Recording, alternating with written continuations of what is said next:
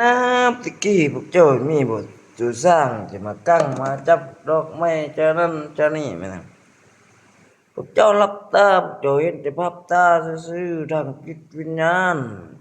ตัวจริงก็บ่ได้มีนิทานคำพร้าแม่ง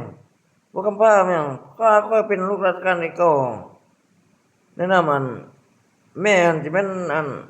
เมียเพิ่นเวกเปรี้ยวแล้วเมียรัชกาลที่10ก็ย่าแต่เขาก็เป็นลูกชายลาพวกเจ้าปล่อยลงนำ บาดเวลามีปัญหาพวกเจ้าบ้าเขาตายหมดแล้วมันก็พากันพ่อยไปลงน้ำแม่งก่อนนั้นตอนยามพวกเจ้าอยู่ท่วงเลยเอ้ยพ่อแม่เฮาเสียเมื่อเราลองประท้วงขึ้นว่าเจ้าลองบ้าลองค้ำบ้างแม่เจ้าเว้ยอยู่กรุงเทพแล้วเจ้าล่ออยู่เชียงใหม่เลยเบิ่งอยากคือเท่าสภาโนวงศ์คือรัชกาลที่7แม่ง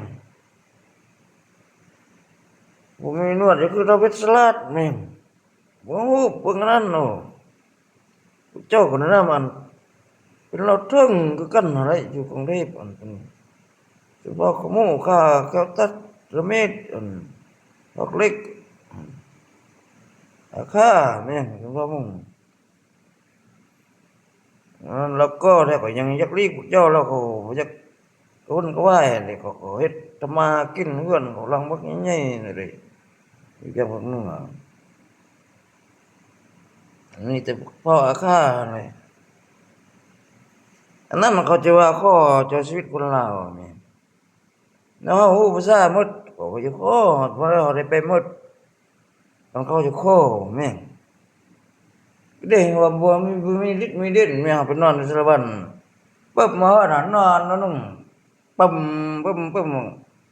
ฝนตกลงมาดิว่าจะมีหรอกว่าค่ำไว้อันเฮากล้านะเฮากล้าปักเทียนคนมันเฮาขี้ตัวขี้ต้มจะนั้นจะนี่ตัวย่อ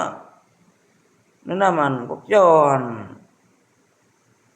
ตัวแย่ซับแซงมานะกันแม่นเฮาตั้งมีจักมีปัญหานำพวกเจ้าก็นั่นพาหัวพวกเจ้าก็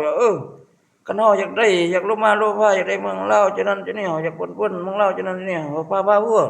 รอมึงแม่